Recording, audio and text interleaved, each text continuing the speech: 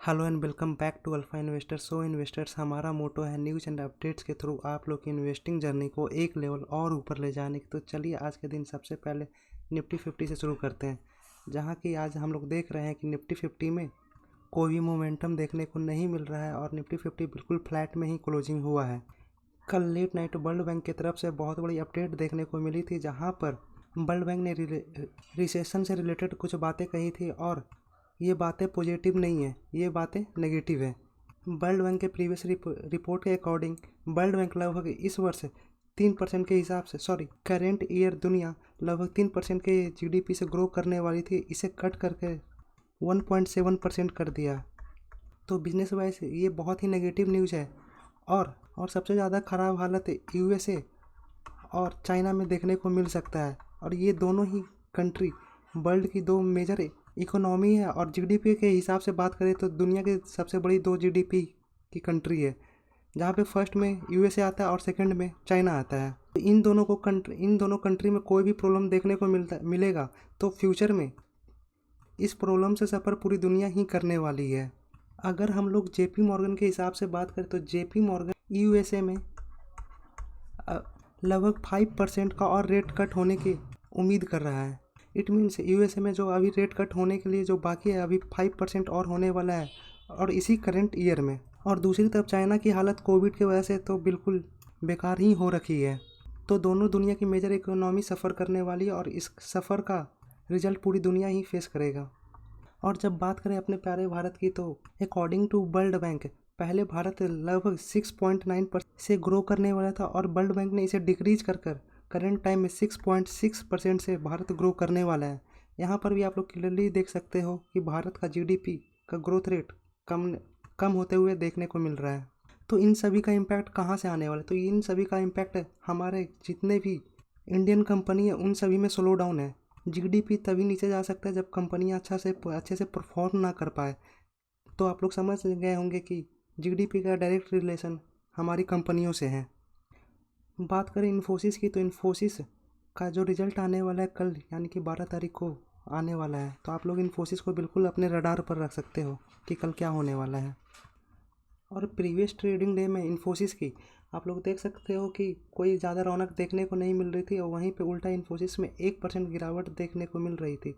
और जब Indian market में इन्फोसिस की बात करें तो इंडियन मार्केट में इन्फोसिस बिल्कुल फ्लैट ही ट्रेड कर रहा था आज।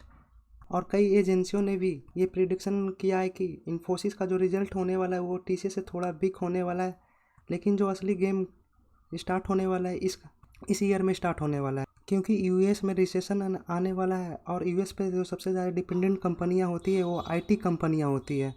जो अपकमिंग क्वार्टर आईटी से आने वाला है, मीन्स जो अपकमिंग क्वार्टर में जो रिजल्ट आने वाला है आईटी में, यानी कि Q4 की मैं बात कर रहा हूँ, तो उसमें थोड़ी सी वीकनेस देखने को हो सकता है, मिल सकती है, क्योंकि जितने भी आईटी कंपनी हैं वो सभी यूएस डिपेंडेंट कंपनी हैं। बात करें एयरटेल की, तो आज के दिन एयरटेल में लगभग 3.5% की गिरावट देखने को मिल रही है, और पिछले 2 ट्रेडिंग डे की बात करें तो एयरटेल में लगभग 6% की गिरावट हो चुकी है। और इस गिरावट का वजह रेट हाइक है, जहां पर एयरटेल में कहा जा रहा है बहुत सारे एनालिस्ट के द्वारा कि एयरटेल फिर से 10% का रेट हाइक करने वाला है, और वहीं पे रिलायंस जियो अपना रेट हाइक शायद नहीं करेगा। तो इस वजह से एयरटेल में थोड़ी सी गिरावट देखने को मिल रही है। अगर ये रिपोर्ट सच होता है तो एयरटेल का प्राइस काफ़ी ज़्यादा महंगा होने के कारण बहुत सारे कस्टमर रिलायंस की तरफ टर्न कर सकते हैं, और जिससे एयरटेल का बैलेंस शीट में थोड़ी सी वीकनेस देखने को मिल सकती है। बात करें रिलायंस जियो की, तो रिलायंस जियो असम में लगभग 2500 करोड़ इन्वेस्ट करने वाले अपने 5G नेटवर्क इंफ्रास्ट्रक्चर बनाने में। तो रिलायंस जियो करंट टाइम में बहुत हैवली इन्वेस्ट कर रहा है, जहां पर 5G को भी ग्रो करने की पूरी कोशिश की जा रही है, और रिलायंस बहुत सारे कंपनियों को भी एक्वायर करता ही जा रहा है। और आज के दिन रिलायंस पे जो इम्पैक्ट पड़ा है लगभग 1.3% का नेगेटिव इम्पैक्ट पड़ा है।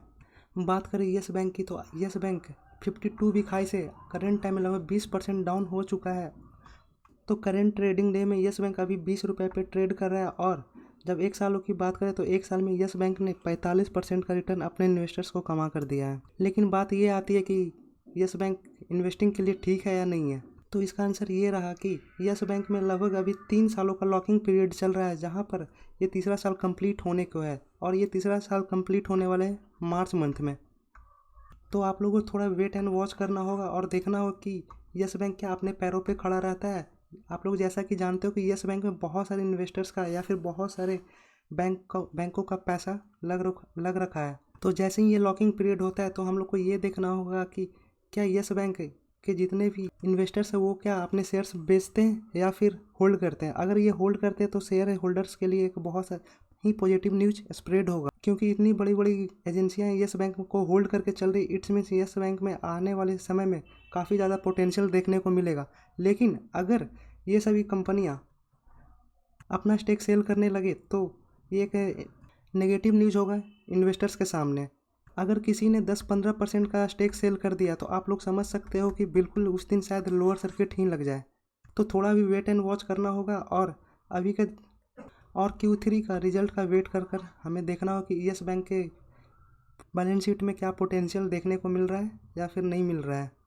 बात करें टाटा मोटर्स की, तो टाटा मोटर्स में आज के दिन 1% की तेज़ी देखने को मिल रही है। और आज ही के दिन टाटा मोटर्स ने फोर्ड की जो जितनी भी वर्क स्टेशन थे उसे पूरी तरह से अपने अंडर में कर लिया है। मींस जितने भी पेपर वर्क थे वो सारे कुछ कंप्लीट हो चुके हैं। तो आने वाले क्वार्टर में हम लोग को देखना होगा कि टाटा मोटर्स के शेयर में कितना बड़ा इम्पैक्ट है और कितना ज़्यादा सेल इंक्रीज कर पाता है टाटा मोटर्स। रिपोर्ट्स के थ्रू जो अडानी बिलमार्क में Q3 का अपडेट आ रहा है वो काफ़ी पॉजिटिव देखने को मिल रहा है। और इस वजह से अडानी बिलमार्क में आज के दिन लगभग 4% की तेज़ी देखने को मिल रही है, जहां पर पिछले क्वार्टर में बहुत सारी फेस्टिवल सीजन देखने को मिली थी। और इस वजह से अडानी बिलमार्क की जो ऑयल कंपनी है यानी कि फॉर्चून, उसमें काफ़ी ज़्यादा सेल इंक्रीज होते हुए देखने को मिल रहा था। और इस वजह से ही इस क्वार्टर में अडानी बिलमार्क का प्रॉफिट मार्जिन ऊपर जाने की उम्मीद लगाई जा रही है।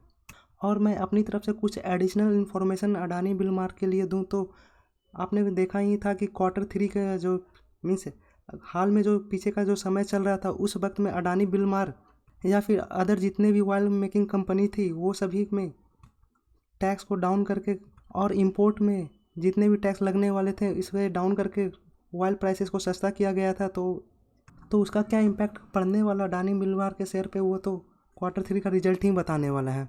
तो इससे आप लोग ये सीख सकते हो कि कौन से फेस्टिवल सीजन में कौन सी स्टॉक में आने वाले टाइम में कितनी पोटेंशियल देखने को मिलती है। जैसे कि फेस्टिवल सीजन में ही देख सकते हो कि फेस्टिवल सीजन आते ही ऑयल मेकिंग कंपनियां का ऑयल जितने भी होते हैं उसकी सेल्स हाई हो जाती है। इस वजह से आने वाले क्वार्टर में प्रॉफिट मार्जिन बढ़ने की उम्मीद रहती है। तो ऐसे आप लोग अधिकतर कंपनियों के साथ कर सकते हो। अडानी इंटरप्राइजेज से रिलेटेड न्यूज़ मैंने कल भी अपडेट किया था, जहां पर अडानी इंटरप्राइजेज FPO लाने की बात कर रहे हैं और ये FPO लगभग 20,000 करोड़ की होने वाली है। तो इस FPO में सबसे बड़ी जो प्रॉब्लम सामने आते हुए देखने को मिल रही है अडानी इंटरप्राइजेज का वैल्यूएशन। आप लोग क्लियरली देख सकते हैं अडानी इंटरप्राइजेज का जो वैल्यूएशन है वो लगभग अभी के टाइम में 333 देखने को मिल रहा है। तो जिस वैल्यूएशन पे अभी ट्रेड कर रहा है आप इसे बिल्कुल क्लियरली कह सकते हो कि ये वेरी एक्सपेंसिव है। अगर वेरी के आगे बहुत सारी वेरी भी लगा दें तब पर भी ये कम ही होगा। तो ये वेरी वेरी वेरी एक्सपेंसिव ही स्टॉक है करंट प्राइस पे। तो असली जो कंसर्न देखने को मिल रही है इसकी वैल्यूएशन। अगर इस क्वार्टर में अडानी बिलमार्क एक अच्छा प्रॉफिट मार्जिन लेकर आता है तो इसके वैल्यूएशन में काफ़ी ज़्यादा ड्रास्टिक डाउनवर्ड देखने को मिल सकता है, जिस वजह से अडानी बिलमार्क हो सकता है कि एक सही वैल्यूएशन पे आ जाए। तो ये सब कुछ डिपेंड करता है अडानी बिलमार्क के सेल्स एंड प्रॉफिट पे। चलिए मिलते हैं किसी और वीडियो में। Thanks for watching.